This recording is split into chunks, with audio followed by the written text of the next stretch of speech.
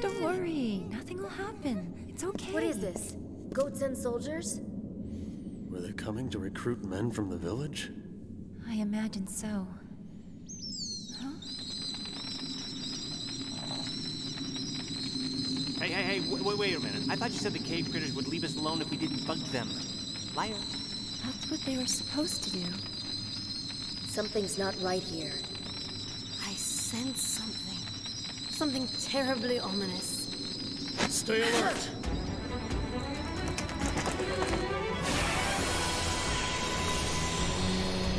We've taken the advantage!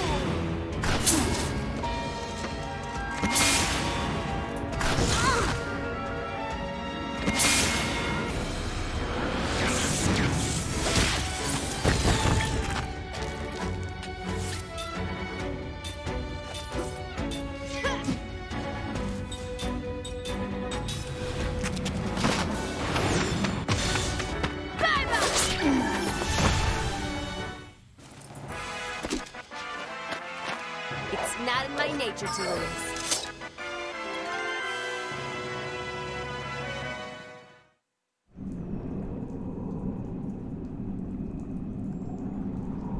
Alright, who said they wouldn't attack? Because it wasn't me!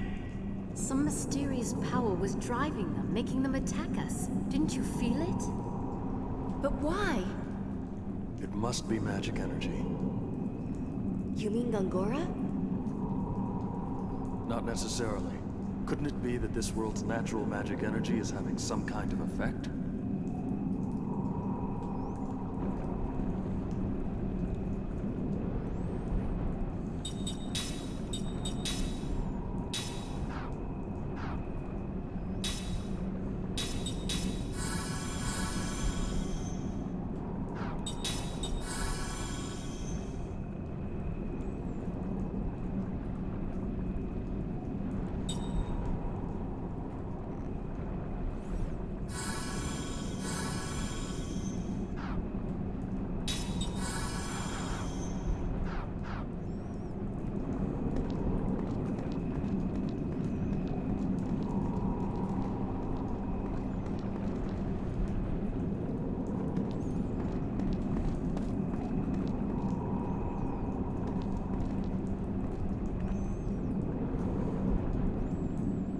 This is terrifying. No wonder it's called the Black Cave. Without any light, there's no telling what horror awaits.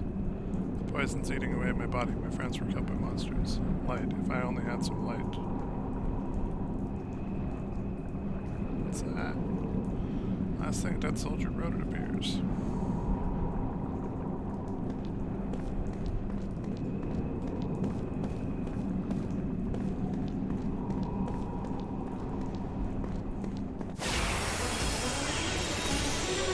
If it's a light you want, you got it.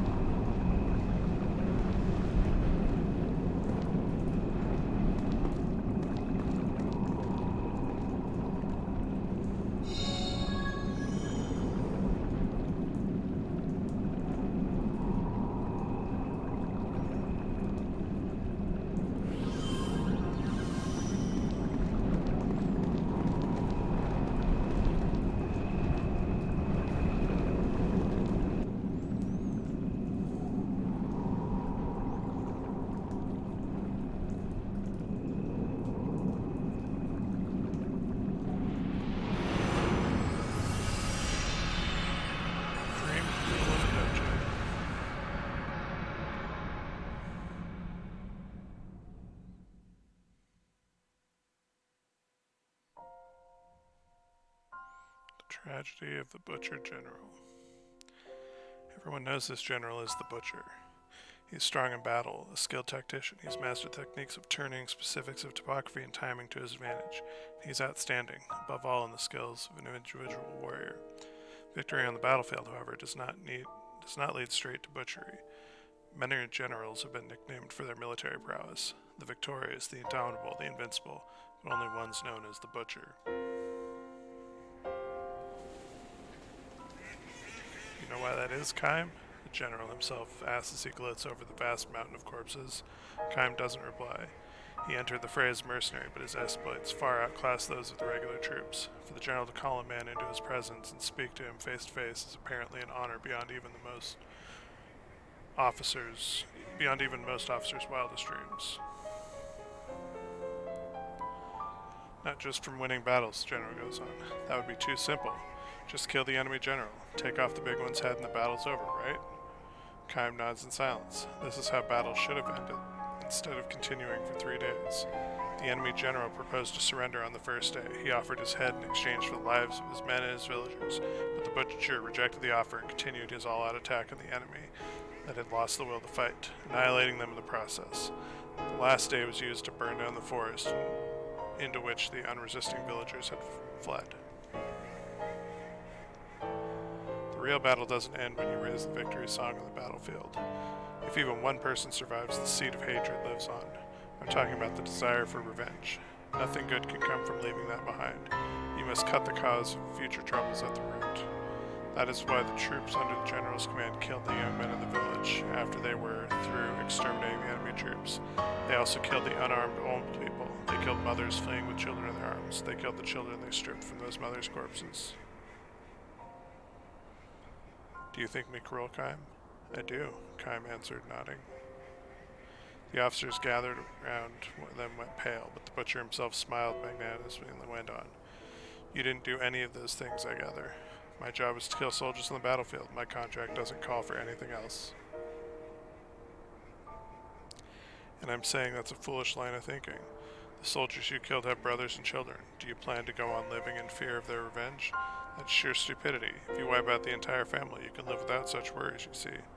The general laughs uproariously, and the surrounding officers all smile in response. Kaim, however, his expression unchanged, starts to walk away.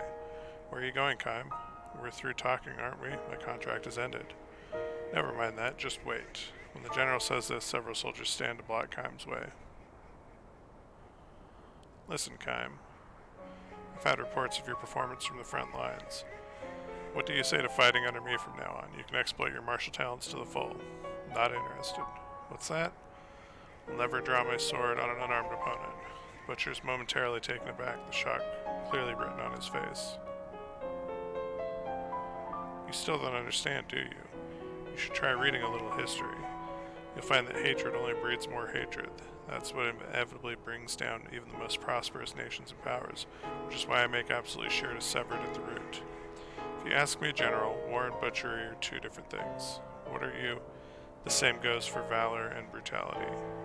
You, a lowly mercenary, dare to lecture me? Let me tell you something about hatred too, General. It doesn't evaporate from cutting off a life. It remains. In the earth, in the clouds, in the wind. I've lived my life in that belief, and I intend to go on doing so. You stupid. Butchery is the work of cowards, that's what I believe. Where do you get the nerve? The general glares at Kaim and his men draw their swords. At that very moment, from within the scorched forest comes the cries of soldiers. Here are some. 5 of them still left, no 6. Over there, they went that way. Distracted by the shouts, the general commands his men. Hurry, capture them. Don't let even one of them get away. Hurry, hurry, you can't let them escape. The men blocking Kaim begin to fidget, and none of them thinks to stop him as he calmly walks away. Do you hear me? You must not let them escape. If even one of them gets away, I'll have your heads, all of you. The general's calls are clearly those of a coward.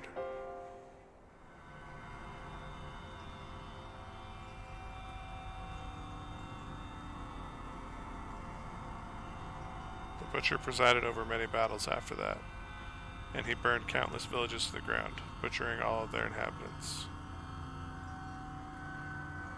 Then one night something happened. The general felt a strange itching sensation on the back of his hand.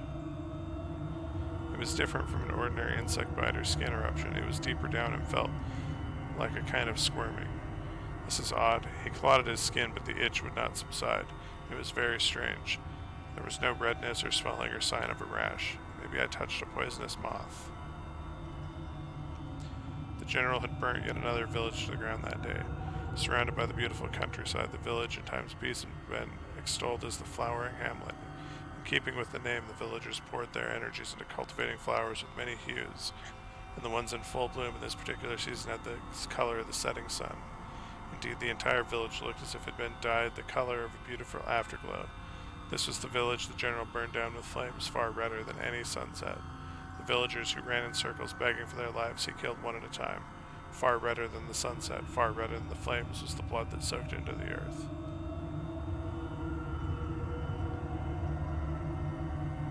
But this is how it always is. I didn't do anything special today. Shaking the hand that refused to stop itching, the general took a swallow of liquor, and in that moment it happened.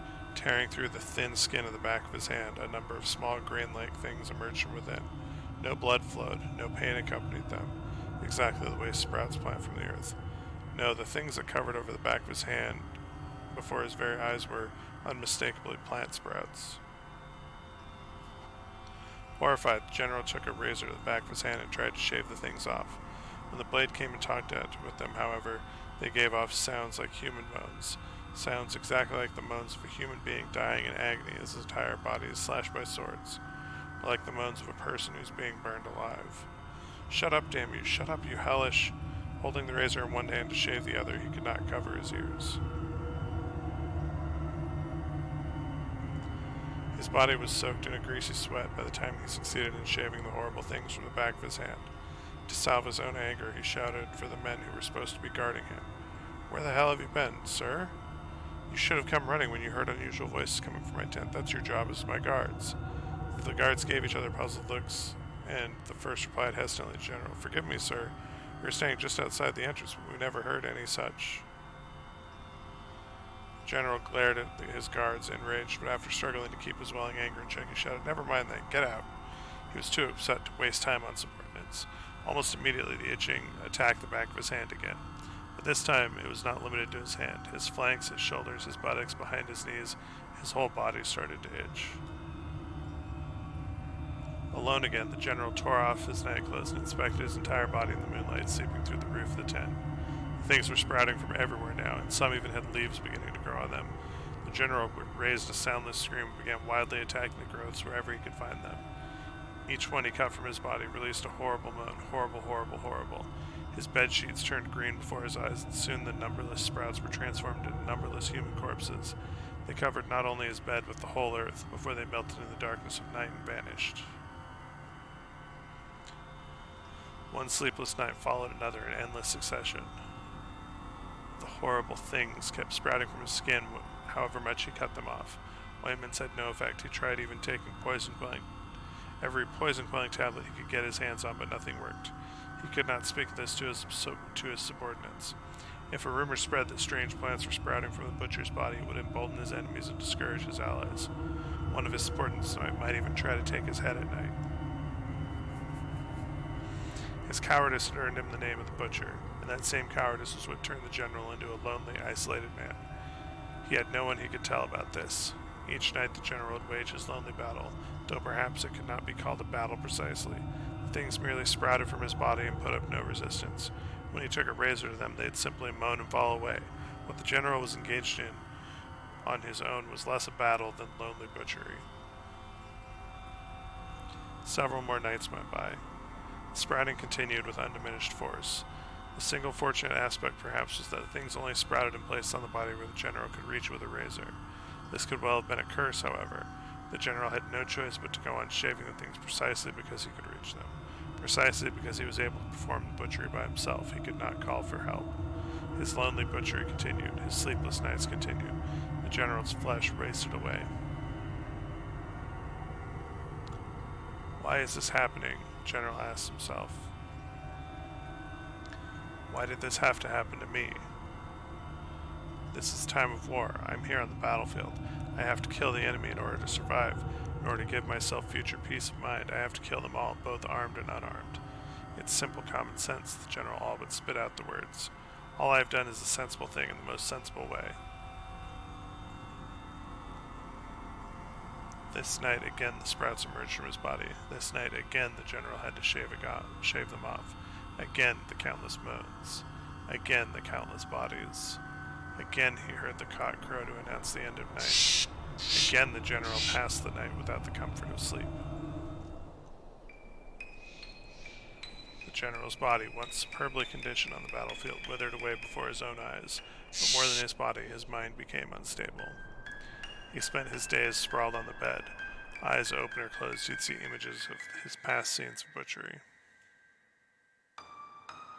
Now he began to recall the words of a skilled but insolent mercenary. Hatred doesn't evaporate from cutting off a life. It remains in the earth, in the clouds, in the wind.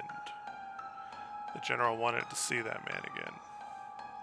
To see him and ask him again, have I been wrong all these years? The man himself, a man of few words, would probably not answer his question. Still, the General wanted to see him again, that mercenary, that Kime fellow. The sun went down, the night gradually deepened. As always, the itching started and the plants began to sprout. But the General, grasping the razor in fingers that now looked like withered branches, no longer had the strength to shave them off. His back began to itch. This was the first time the things had sprouted someplace beyond his reach, as if they'd been waiting for this opportune moment. Sprawled on his bed, the General let the razor drop from his hand. Enough, I don't care anymore. The sprouts kept growing, creeping over him, and before long they had covered him completely. At that point, his back split open and an unusually large sprout emerged. By dawn, the sprout had fully matured, and before the cock crowed, it produced a single blossom the color of evening afterglow.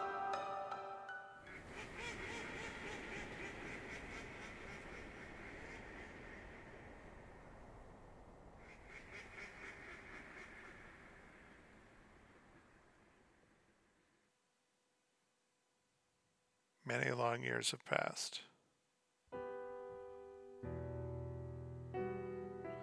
Visiting the old battlefield, Kime finds a flower garden there. Blooming in profusion are flowers of clearly different shape and color than the ones along its border. Beside the garden stands a stone monument inscribed with the garden's history. In this place, a great general met his end. He was known as the Butcher. He died suddenly one night, and from his body grew many flowering plants. These were evening flowers, a blossom unique to the village the general had burnt to the ground. An ancient legend tells us that the seeds of the evening flower lodge in the bodies of those who nourish hatred in their breasts, and the roots of the plant feed the flowers with the person's flesh. The garden's flowers, the color of the setting sun, swaying in a gentle breeze. Kime stands there for a time, gazing at the countless flowers given birth by hatred before walking on in silence. It is said that in the very center of the garden lies a disintegrating suit of armor, but no one has ever found it. The end.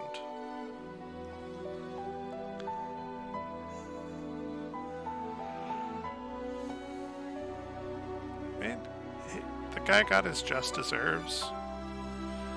And, some of these stories are positive.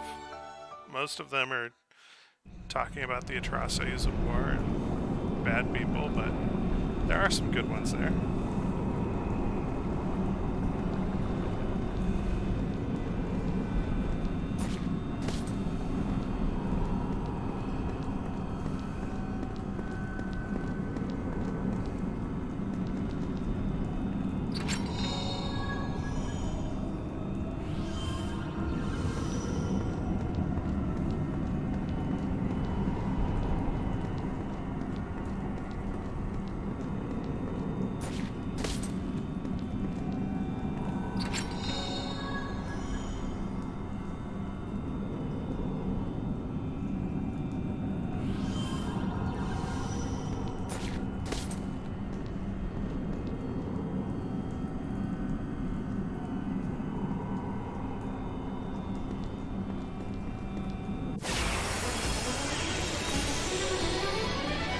I'm always ready.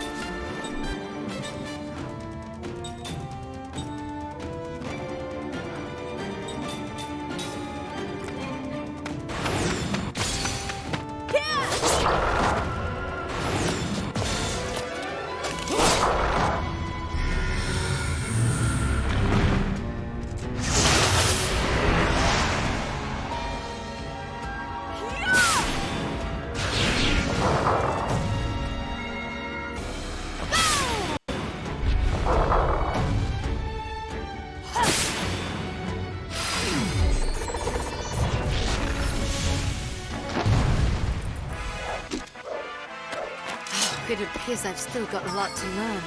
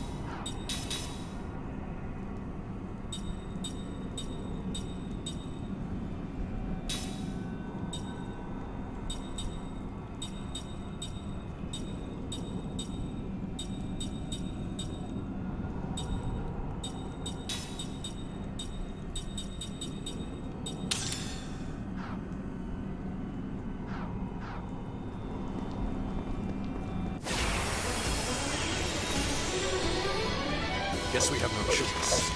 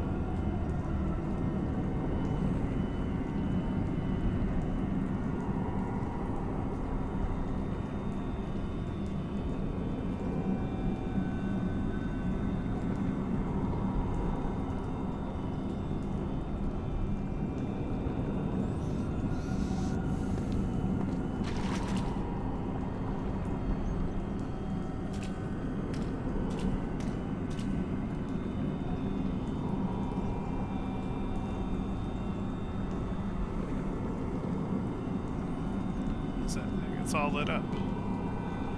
Oh, it's a firefly. They're pretty rare. It's kind of an insect that lights up the dark. If you're gentle with them, it can be used as a light. I'm not so sure about this. Oh, stop being such a wimp. Here, put one on your shoulder. See, it'll stay there. In a cave like this, you never know where pitfalls might be. It can be pretty dangerous. We need to protect our light sources.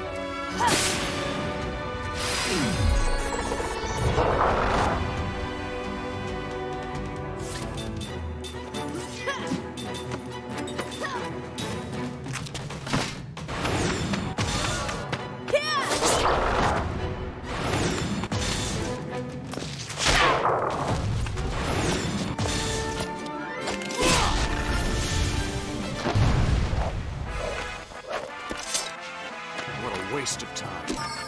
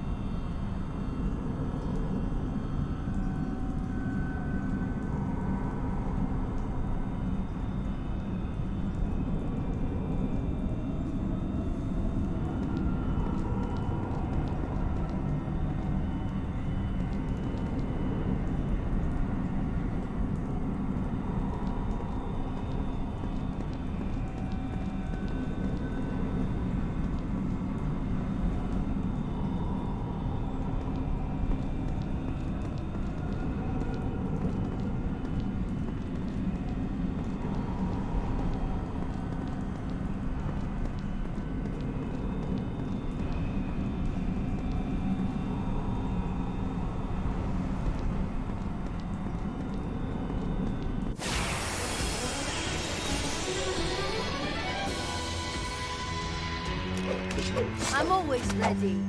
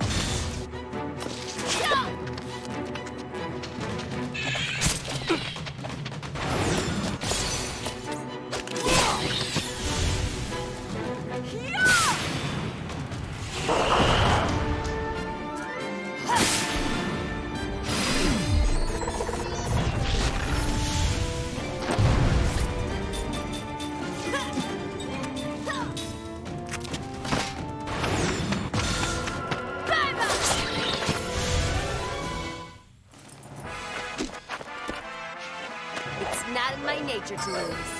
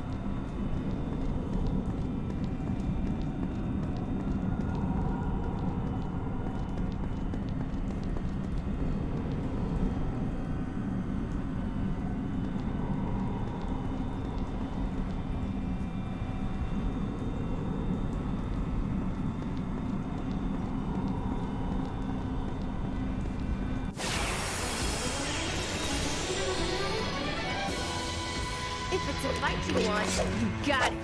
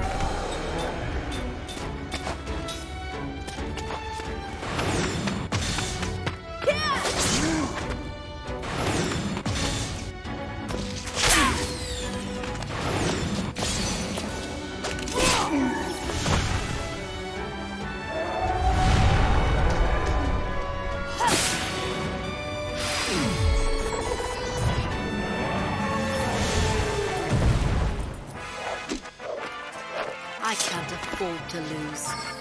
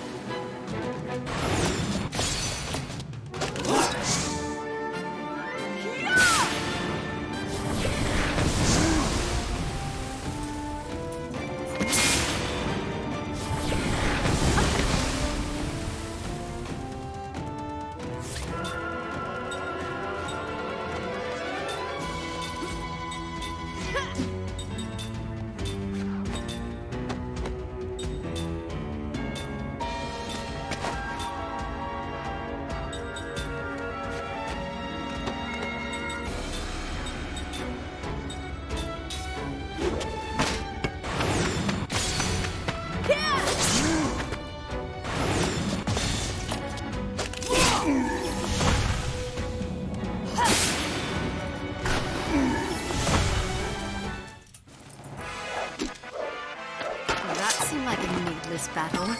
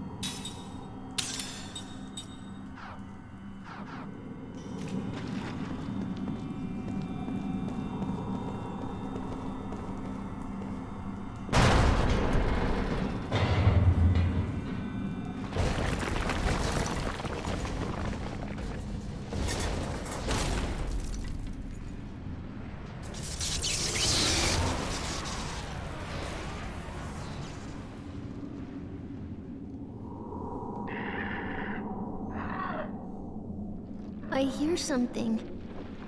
There's something there. They're coming! They're coming! No way! Can't be serious! Now this is more like it. There's only one way out. We have to go through them.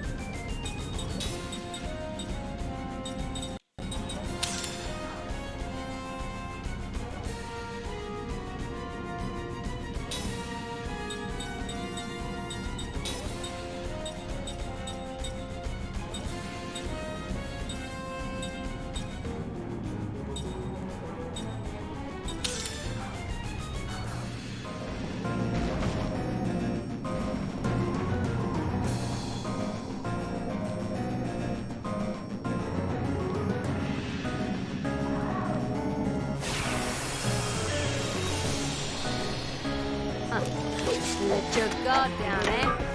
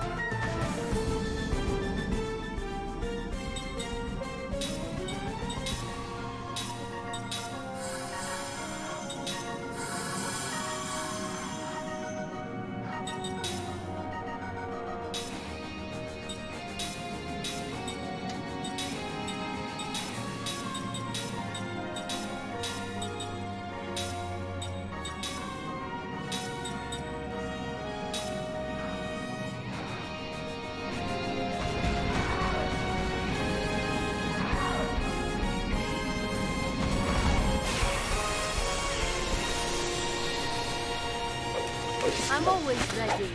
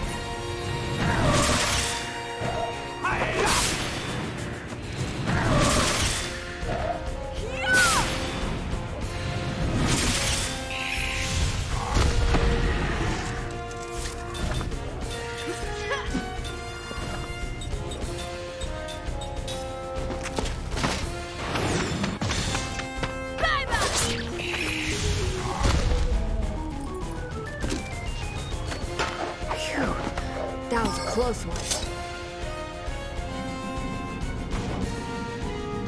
Damn it! Where are these guys coming from? They're not a problem to take down, but this is just getting ridiculous. The leader has to be in there somewhere. That's the one we go for.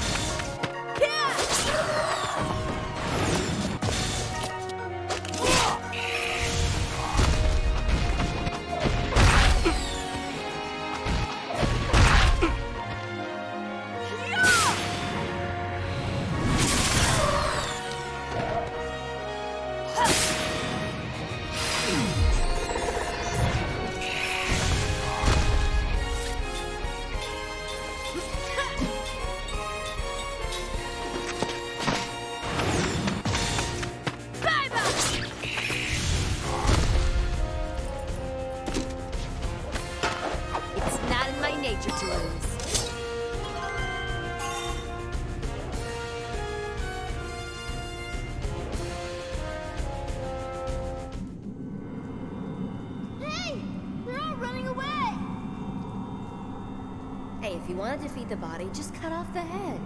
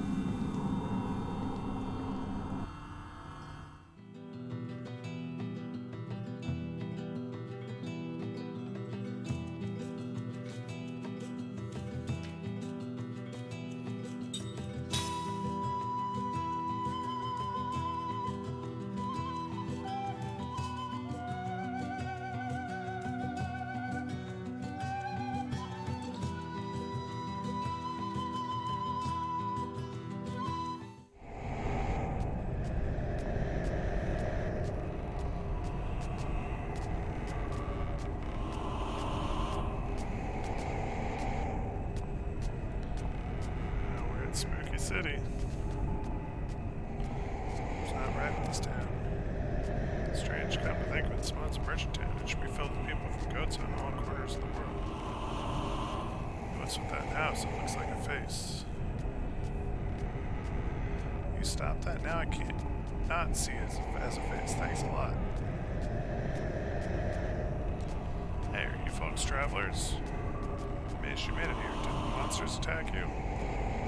Is there something going on? I'd say for a while now, starting about a year ago, we've been having all sorts of weird things happen in town. Furniture dancing, children's toys causing havoc, people starting to wander around aimlessly like zombies. You can't get any help from Goatsa either. Whatever it is that's causing all this also sealed off the ice canyon path that connects us to Goatsa. Kidding me, we're in a rush to get to Goatsa. Well, don't look at me, the path's already dangerous, winding its way through the cracks of the glaciers. Now the entrance is blocked by these huge ice columns. The only way to Goatsa now is by sea, but the only ship we have left that hasn't been sunk is just a tiny boat. It isn't sturdy enough to make it anywhere near Goatsa.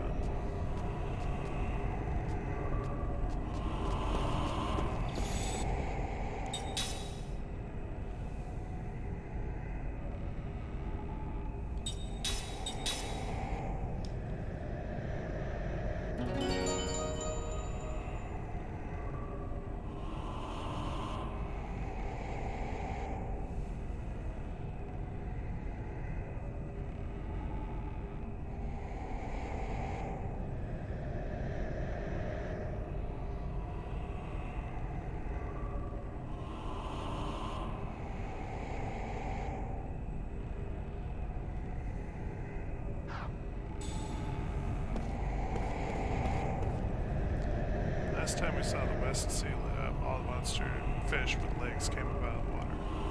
People think something's causing all the abnormalities in the sea. Some of us volunteered to check out the West Sea. It looks like there's just one ship that's in good enough shape for us to use. Oh, what? You expect me to say welcome or something? Look, just leave me alone or go die somewhere, okay?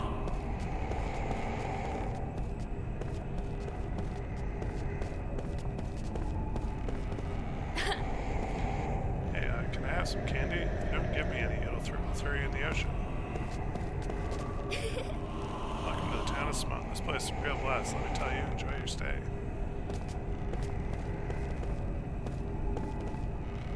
I just don't feel like doing anything.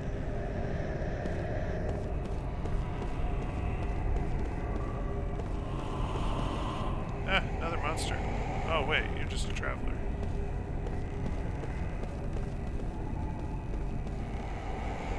Monsters go away. Oh, I'm sorry. I'm sorry.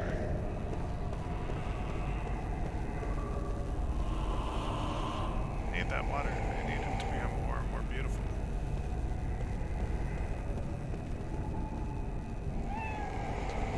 Looking at something invisible. Yeah.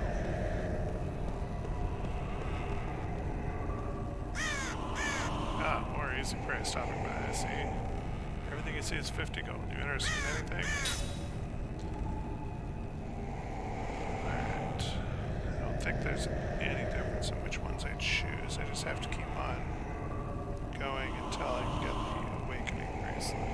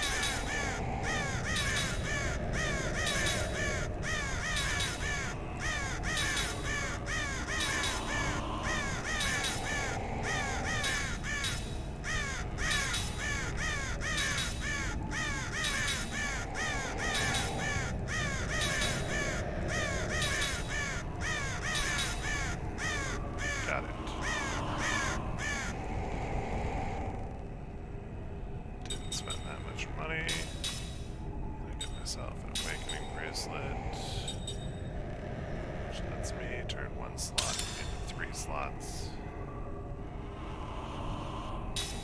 Actually, I think I'll put it on Sarah first. She has a slot deficiency.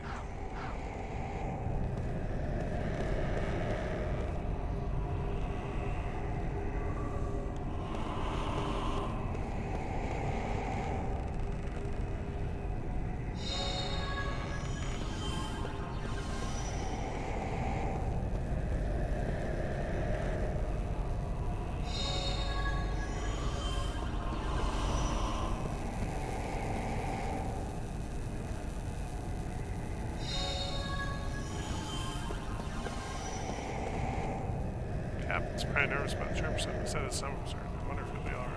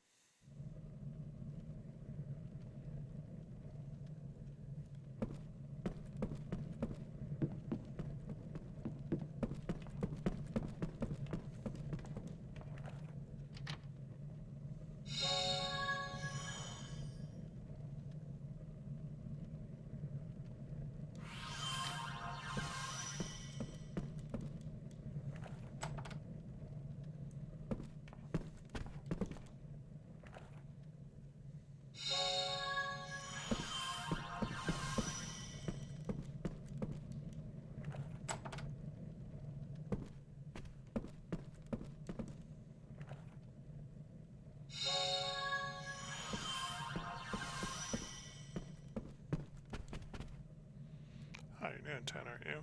Something about this mist is turning Simon upside down. Monster disappeared out of the ocean a little while ago, you know. Why did I ever decide to leave Numara?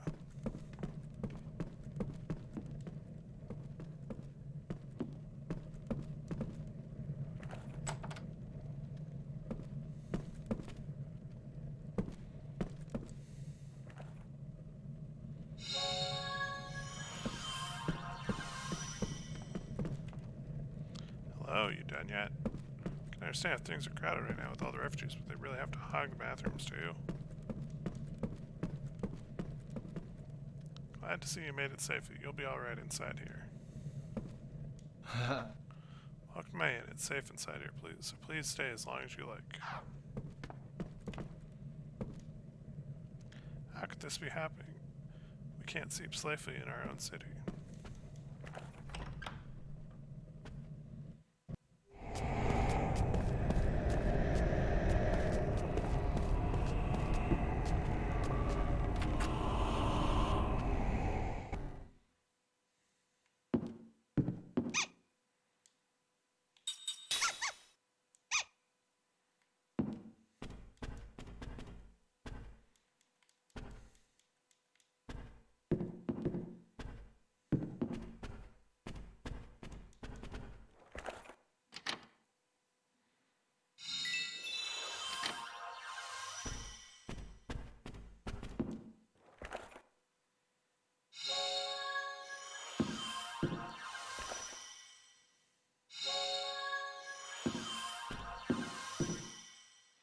All he ever does is talk to that doll now. I'm afraid it might be cursed. Can't you see I'm quite occupied right now? Stop bothering me.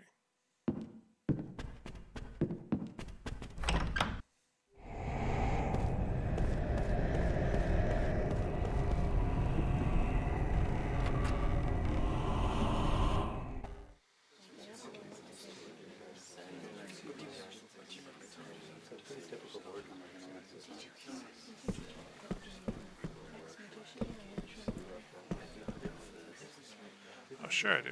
As far as I'm concerned, that guy had it coming. He's so rude to everyone. Did you hear about that thing? You know, spot at the rich guy's house. Something I've been wondering. Are you cold wearing nothing but that? Kind of chilly in here, isn't it? It's starting to get foggy now, too. I wish I was back in tomorrow. Never had fog like this before. Man, that's how about drinking warm myself up. It's broken. I so wanted to hear some music, though. Maybe I'll have another drink. I'm a little anxious to walk home by myself. This machine brings back memories. I remember having a whale of time listening to it. Magic machine is supposed to be able to play music, but it's broken now. Welcome traveling. You've certainly come at a difficult time. Not much work to be done in the cities in this state. Oh well, I have another drink. Monsters breach the city limits. If it weren't for alcohol, I doubt I'd be able to face such nonsense.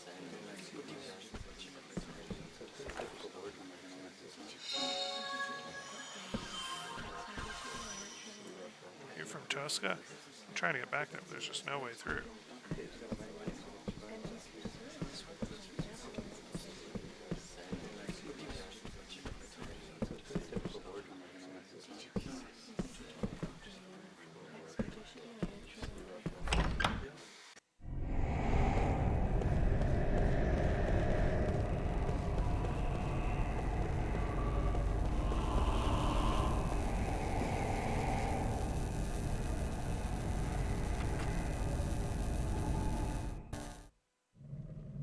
Wahaha, this money is all mine. This golden sheen, heavy feel in the hand, wahaha, no one else can have it. Oh, hold on, who the heck is this guy?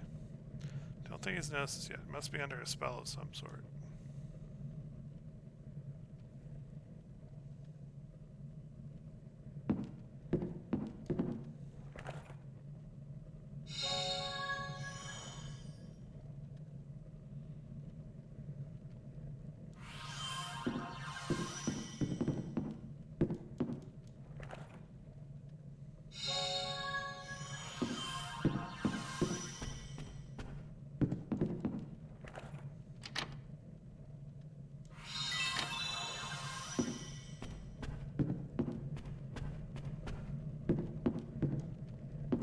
Ha ha ha, money's all mine.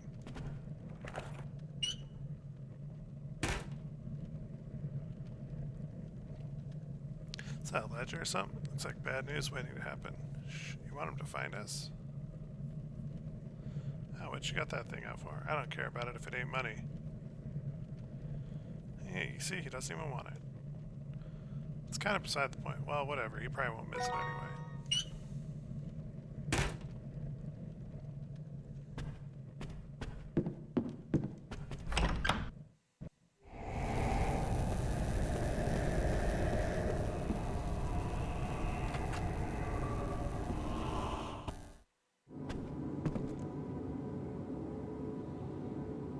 Travelers, how are your shoes treating you? Oh, pardon me if I surprised you. I'm a shoemaker, you see. I always worry about people's feet.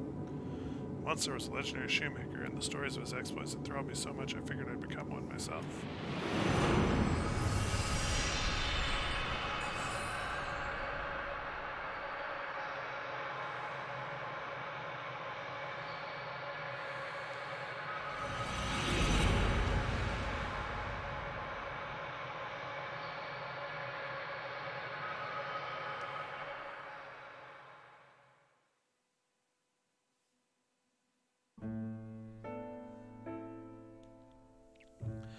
The story of Old Man Griot. Old Man Griot was known as the best shoemaker in the country. His shoes were light as a feather and tough as steel. They were also expensive, 3 times higher than anyone anywhere else on the market. People who did not know his reputation were shocked to hear the charge, and they would say, "The old man must be making shoes for his own amusement." Of course, this was not the case. He'd become a craftsman's apprentice at a tender age. But whenever he learned one master's skills, he would move on to more talented shoemakers. Before he knew it, he found himself making shoes for the grandchildren of his earliest customers. He was such a skilled craftsman, he could make any kind of shoe the customer ordered, but he was best at and most enjoyed making thick-soled traveling shoes. All of his customers agreed. Once you've traveled in Old Man Griot's shoes, you can't wear anybody else's. Some would say, "You know what it's like to wear his shoes? You don't get tired the same way. You just want to keep walking, as long and as far as you can. You almost hate to get where you're going." True craftsman that he was, though, Old Man Griot rarely talked to his customers, and he could be downright unfriendly. Complimented on his work, he wouldn't so much as smile. Instead, he'd put another piece of tan leather on his wooden shoe last and start hammering away. The only time the old fellow would crack even the slightest smile was when a customer visited his workshop to place an order. Not that he was ever thrilled to get an order. What he most enjoyed was when a customer brought in a pair of shoes that had outlived its usefulness. He'd stare lovingly at the worn-down shoes and the disintegrating uppers, and would actually talk to them. "You've done some good traveling, I see." His regular customers would never dispose their old shoes themselves because they knew how much he enjoyed this. Neither would they do anything so foolish as to clean shoes before handing them over to the old man. He wanted them straight from the road, covered with dirt, oil-stained, and stinking of sweat. "These fellows are my stand-ins," he would say, choosing an honored place for them in his storehouse. "They take my place on the road, you know. They've done their job. I hate to throw them away just because they're no good anymore."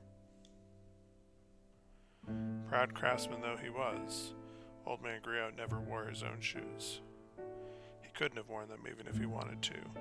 His legs were gone from the knees down. A terrible illness had attacked his bones when he was very young, and the legs had been amputated to save his life.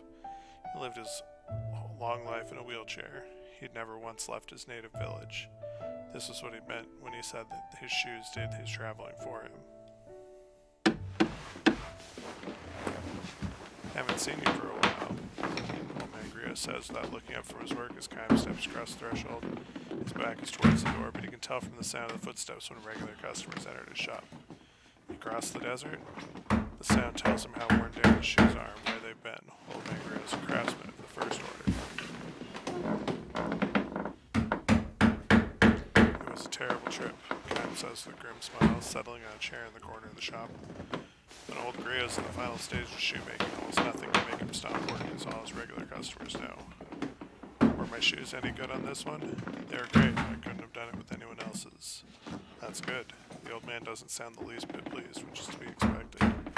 He's especially curt when he's working. If Kaim wants to see the old man smile, he'll have to wait a little until he hands Griot's old shoes during a work break. Here to order new ones? Uh-huh. Where to this time? Up north, most likely. Ocean? Mountains? Probably walking across the shore. To fight? Probably. Old Man Griot signals his understanding with a quick nod. He says nothing for a while. The only sound in the workshop comes from Griot's wooden mallet. Kaim has moved to hear it, like old times. He's ordered any number of shoes here, even before the old man took over the shop. Kaim is one of Old Man Griot's oldest customers. In other words, he's one of the few who have survived repeated journeys. Swinging his mallet and speaking in short snatches, the old man tells Kaim about the deaths of some of his regular customers. Some fell ill and died on the road, others lost their lives in accidents, and not a few were killed in battle. It's hard when only the shoes come back. Kaim nods in silence. One young fellow died a few weeks ago. He was wearing the first pair of shoes I ever made for him. The soles were hardly worn at all. Tell me about him. You know, you hear it all the time. Leaves his hometown, wants to live someplace exciting. Parents try to stop him, but he goes anyway. I'm surprised he could afford shoes from you. Parents bought them. Sad, isn't it? They give their boy all this love and care, and he's barely out of childhood when he says he's going to leave home. They finally give up and decide to let him go. They figure they can at least give him a pair of my shoes as a going-away present. Less than a month later, he comes back a corpse. I don't know, parents nowadays, they spoil their kids' run. It's so damn stupid, Griot snarls. Kaim knows the old man's feeling go deeper than that.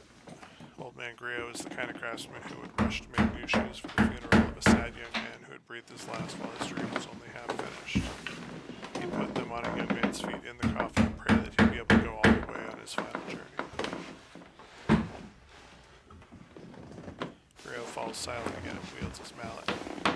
Kaim notices how bent and shriveled the old man has become. He's known him for a long, long time. Those days will be ending soon enough, Kaim thinks with an egg in his chest. Old Griot finally reaches a point in his work where he can turn and face his customer. It's good to have you back, Kaim. His face is covered with wrinkles. Kaim realizes anew how old he has become. Where'd you say you were traveling? The desert. Right, I think you told me that before. Kaim shakes his head. The old man seems to lose his powers of concentration when he isn't working, and his memory is shaky sometimes.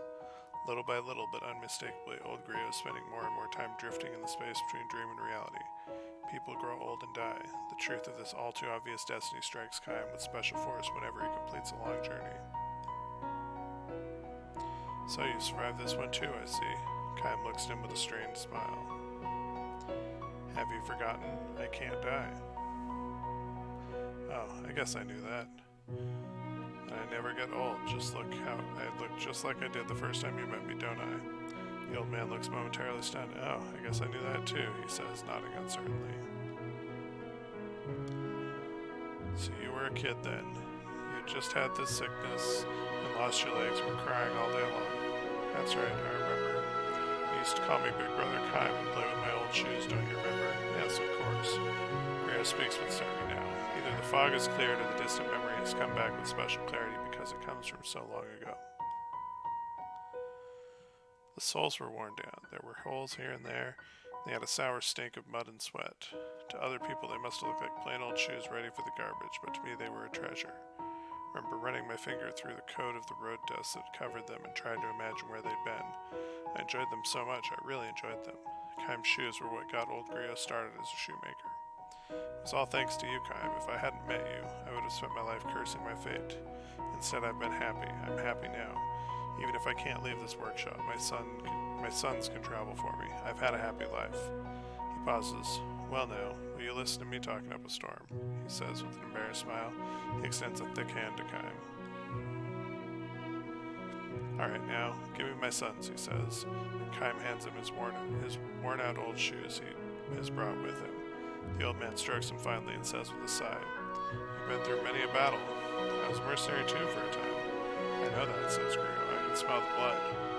Are all the shoes that travel with you are like this? Are you angry? Not at all. I'm just glad you came back from this latest trip in one piece.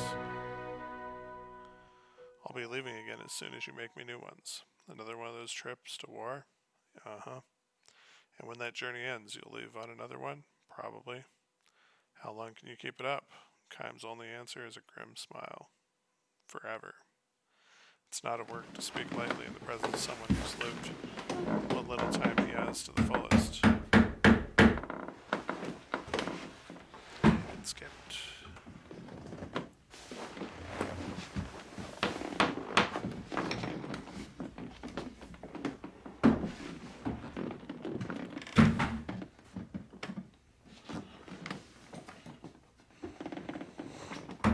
Oh well, never mind, the old man says, turning his back on Kaim to continue his work. Wait 3 days. You can leave on the morning of the 4th day. That'll be fine. When will we meet next after that? 2 years, maybe? 3? It could be a little longer. Really? Well then, this could be the last pair of shoes I ever make for you. Kaim believes it will be. The old man's not likely to last 3 more years. Kaim fervently wishes it. Not so, but wishing it by itself can do nothing. Only those who possess eternal life know that it is precisely why the time a person lives is so irreplaceably precious. Say, Kaim, what's that? Mind if I make a second pair of shoes out of the same piece of leather to match your new ones? They'll be for himself, he explains, to be placed in his coffin for his life's final journey. I'd like that, answers Kaim. The old man swings his mallet instead of thanking him. The sound is far sadder and lonelier than usual. Come to think of it, though, Kaim. Be sure to come back to this town even after I'm dead. Offer up your old shoes at my grave.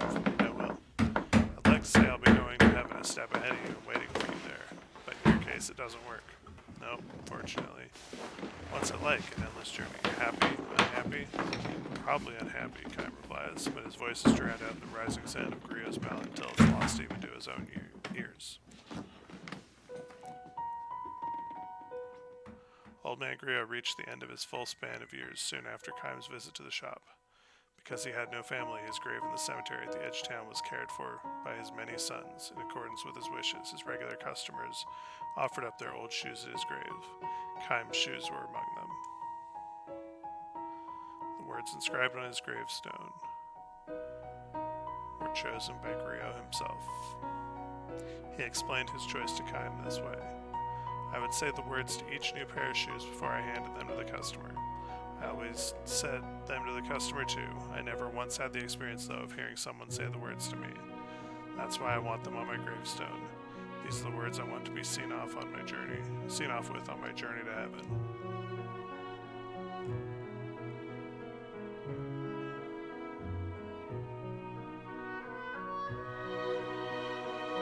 Several decades flow by.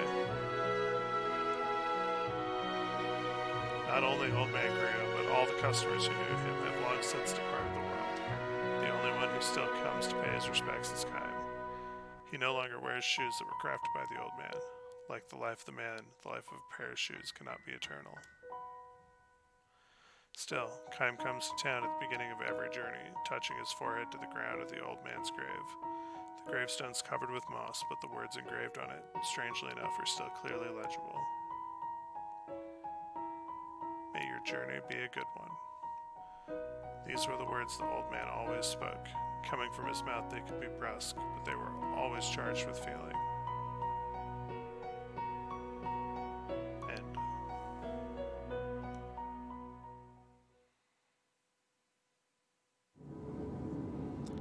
That's a good one.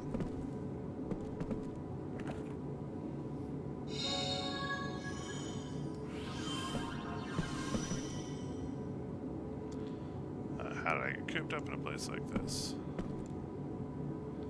My store has been rendered inoperable by all the paranormal phenomena, so I've set up shop here.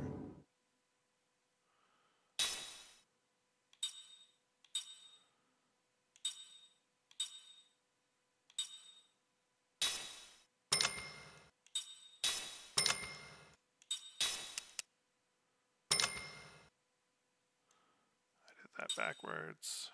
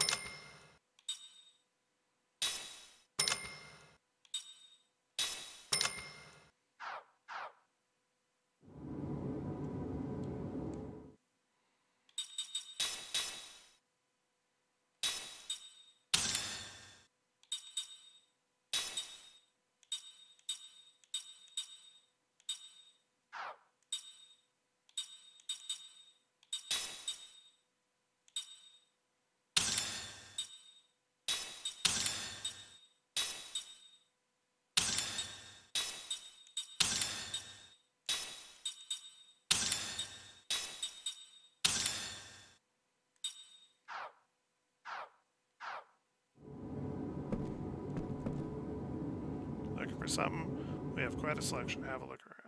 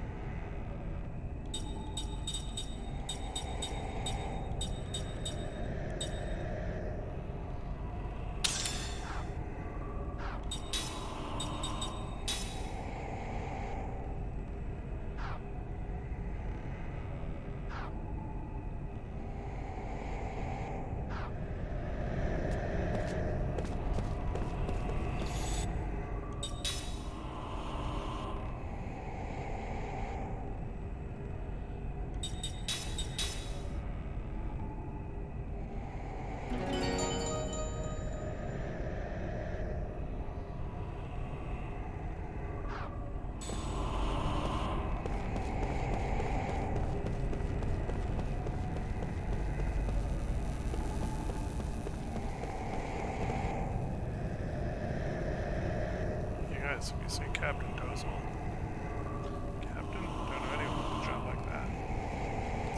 we're supposed to set out for the West Sea soon, but that's not going to happen without our captain.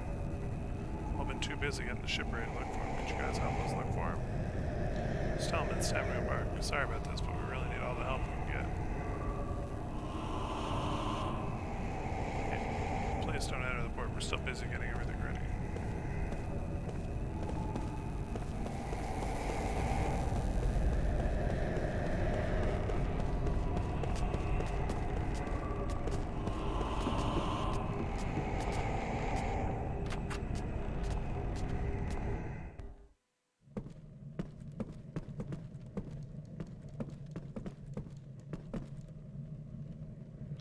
Hello, you done yet? I understand things are crowded right now with all the refugees, but they really have the hog bathrooms too. Hold on a sec. What is it, Jansen? Bathroom break? Why would I need something like that? I just thought maybe the captain's in there, you know? Pretty clever to figure that out. For you, anyway.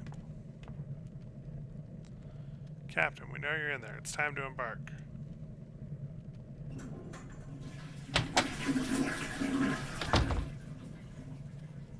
Oh, I'm sorry. I had no idea it was time to leave already. I'll run over to the port right now. Thanks for letting me know.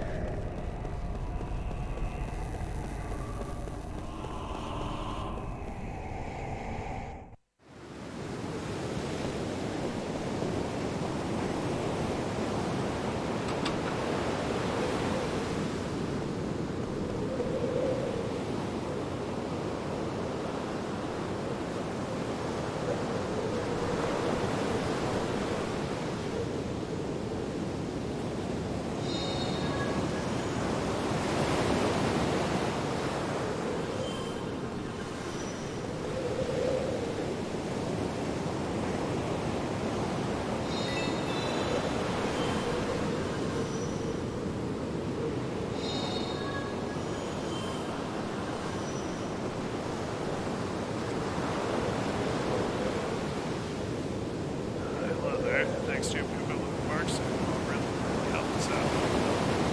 Well, glad to hear that. Yeah, where's the captain? He's inside the ship, preparing for our journey. Now we can finally get out too.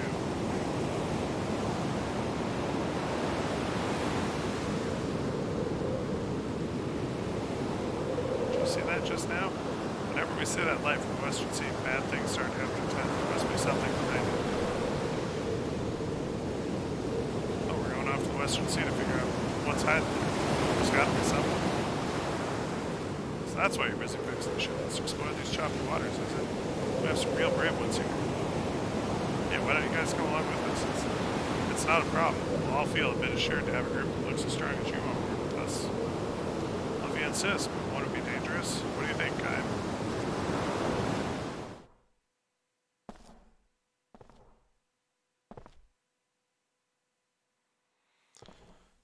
We've got no sound.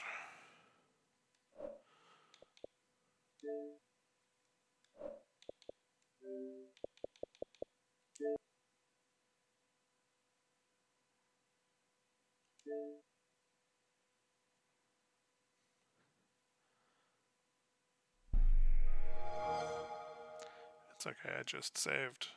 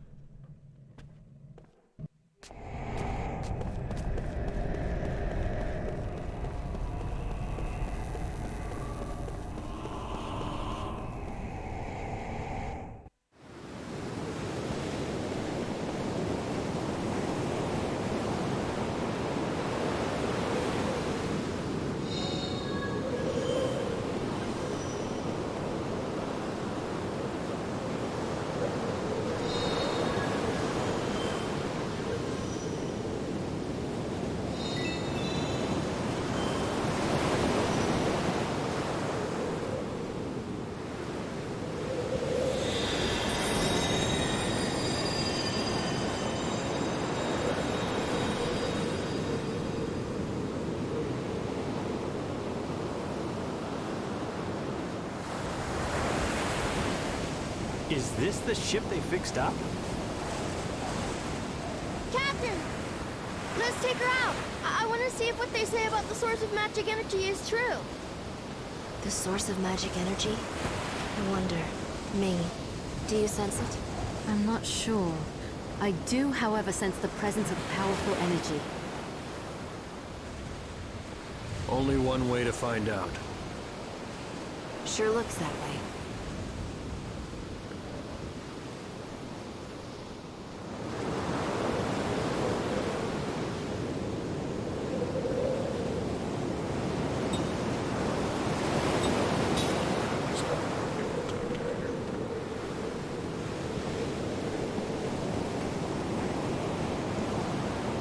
These guys are finally taking off. Be careful out there, okay? Come this far, no way. I'm gonna quit now. I kick those monsters' butt all the way to their sticking there. I think Kevin's gun captain works. He's the best there is in spawn when it comes to seafaring. If we thoroughly investigate the Western Sea, we might be able to figure out why the town's going anywhere.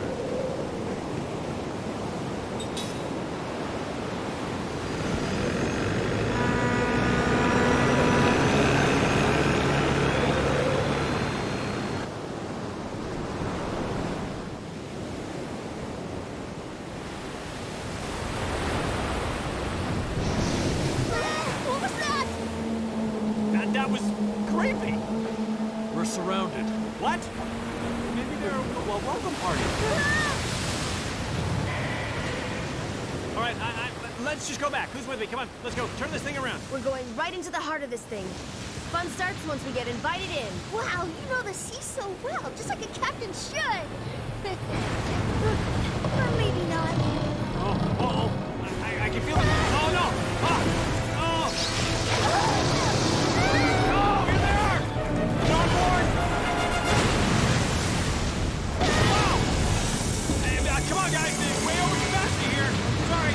Let's get them. We don't like seafood.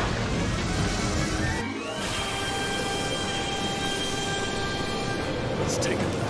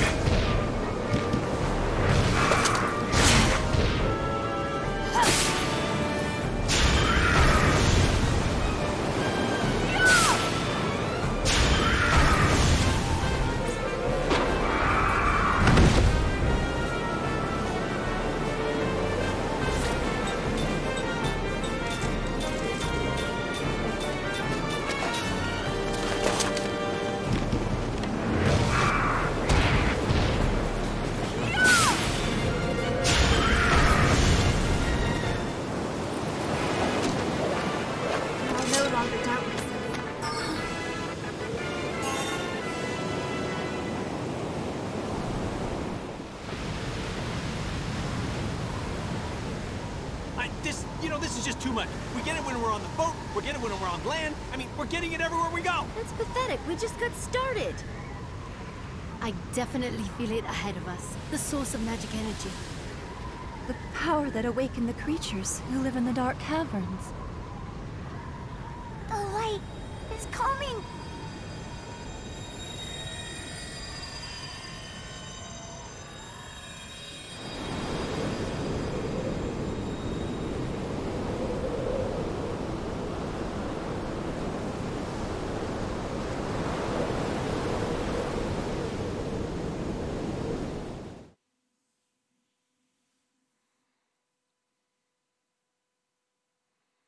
I know you probably hate me now, Anira.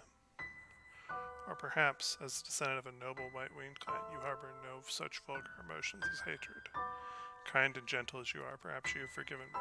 Perhaps you've accepted what I did, and now you pity me for being trapped in the prison of solitude again. But still, good kind Anira, I insist on making one last selfish request. Please hate me. Please hate me for eternity. If I know that you hate me, I can remain connected to you. If I know that you have not forgiven me, the pain of that will enable me to feel you close to me. Are you laughing at my convoluted reasoning? Then let me say it more simply. I am lonely. I fear eternal solitude. That fear has been with me ever since I killed you with my own 2 hands. 900 years have passed since we first met. In the conventional way, I took a husband. Even more conventionally, I gave birth to a son. Soon after naming the baby Sed, my husband died in an epidemic. At his bedside, of course, I cursed the fate that would not let me die. Had you not been with me, Anira, I would never have been able to find the strength to raise Sed by myself. You said to me, there's no greater joy than for a child to be born and grow up healthy. Fitting words from you, the sole survivor of the white-winged clan. You also said to me, you'll be alright, Seth. You are no longer alone. You now have Sed. You'll never be alone as long as he is with you. I nodded to you in tearful recognition of the truth of your words, and you went on with some embarrassment. Leave Sed to me.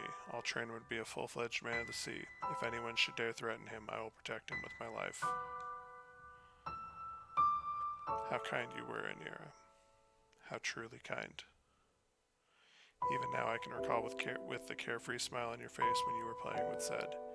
He was such a frail little boy, but you steeled your heart to train him sternly, and on those days when he had cried himself to sleep, I often caught you in profile, watching him sleep, your face suffused with ineffable gentleness. How glad I am, Anira, that fate brought us together. In my long, endlessly long life, I can declare without hesitation that you were my finest companion.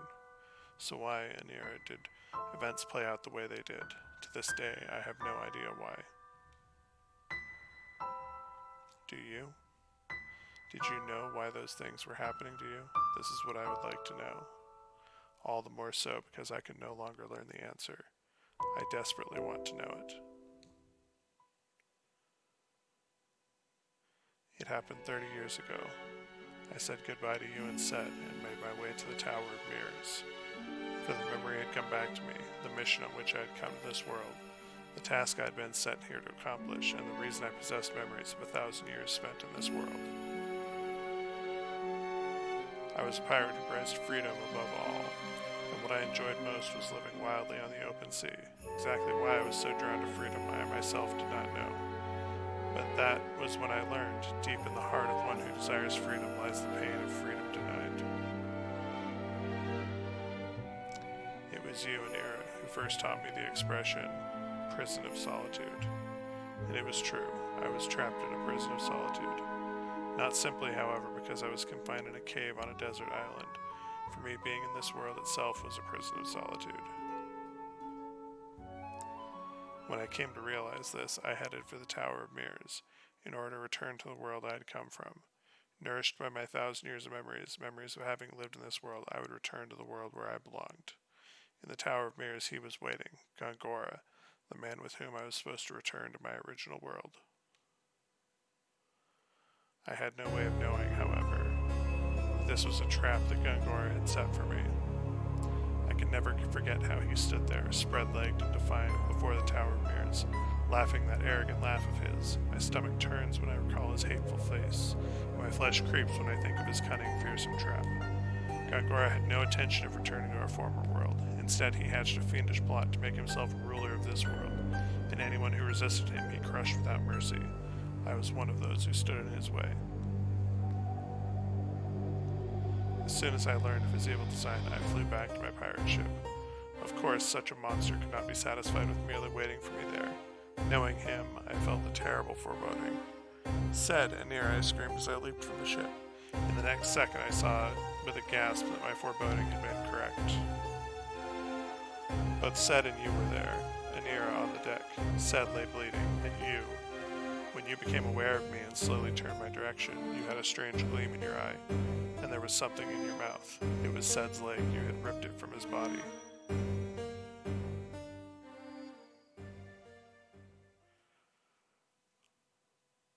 All sound faded. Said lay there in a sea of blood, his leg torn off, trying to cry out to me. I couldn't hear a thing. I could read in his sorrow-filled eyes, however, his plea. Don't blame Anira. It's not his fault.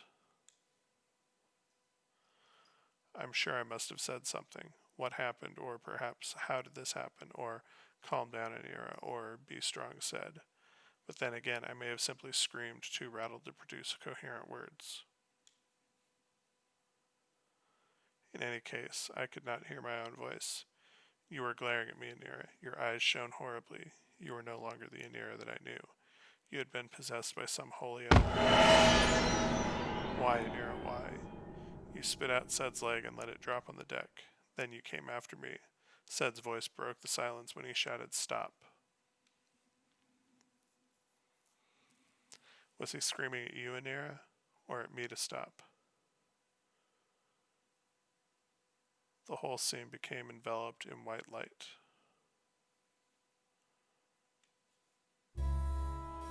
When I regained consciousness, I was lying on the deck. As I slowly opened my eyes and raised myself, I realized that my sword was gone. I had only an empty scabbard at my waist. I looked around with shock, and there you were, Anira, lying on your back. My sword had been plunged into your chest and stood there like a grave marker. Anira, I screamed and ran over to you.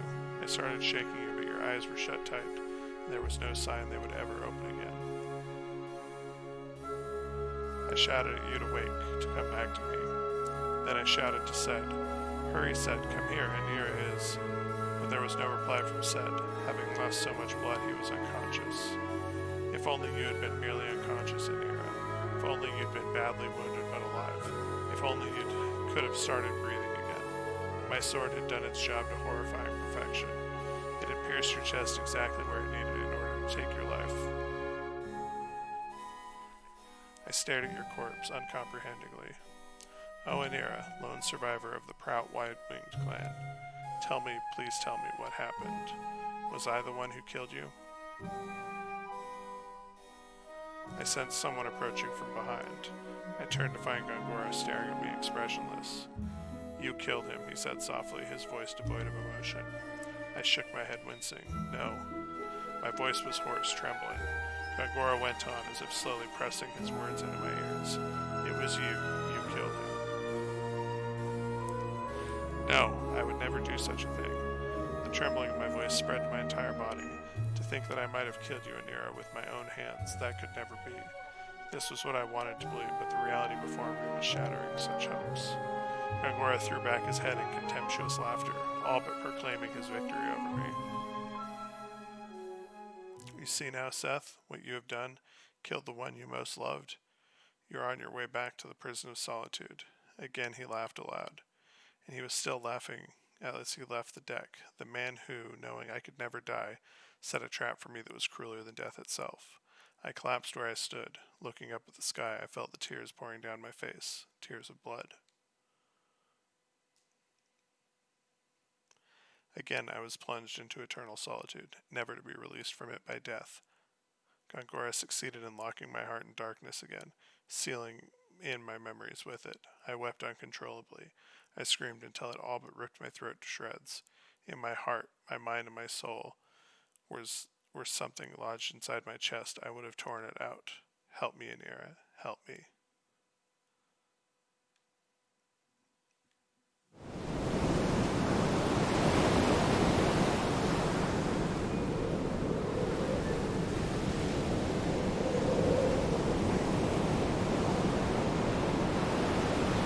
Heavy set backstory here. You okay, Captain? Yeah, I'll be alright, no big deal. I just felt like I was dreaming or something. Was I? Did I faint? It wasn't just you, we all fell unconscious when the lights slammed over the ship. Looks like we ran ourselves into the pier soon after that. What pier? Hey there, Sleeping Beauty. Finally awoken by Prince Charming. On second thought, only a pirate can sleep this well in a boat. Shut your mouth, Jansen. How is it inside? Everyone is well. They've all woken up. Luckily, no one seems to be injured. Time, where are we?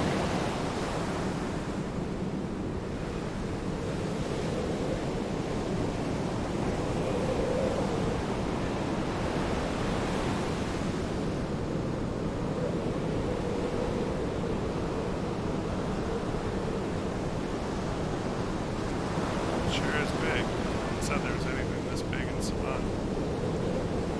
You're right, it's strange. I doubt you can build anything this enormous without even noticing. Magic power here is an alarming level. This must be the source of the power I felt on the sea. I smell a conspiracy right there. We should definitely look into it.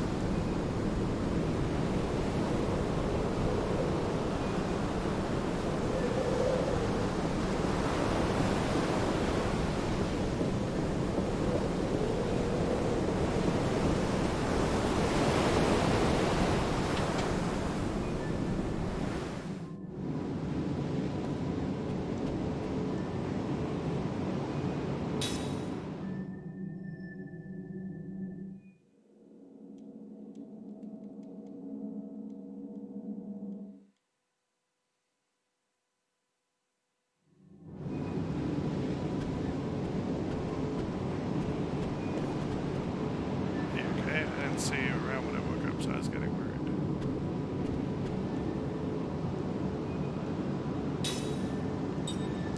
It doesn't have any new rings. You have enough medicine and other supplies? Got a supply here if you need anything, just ask.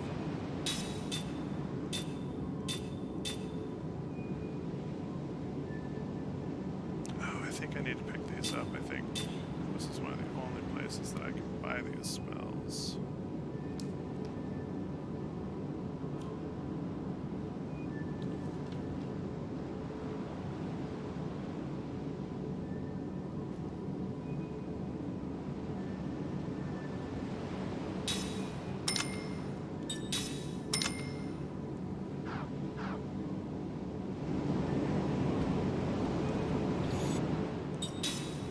Alright, and then looking at the time, I don't think I've got enough time to get through the experimental staff before I have to get dinner and other stuff.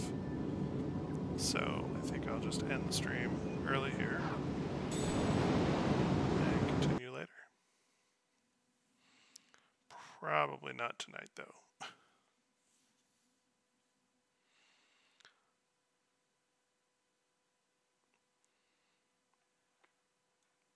Thanks for watching and joining, and I'll be back to play more tomorrow.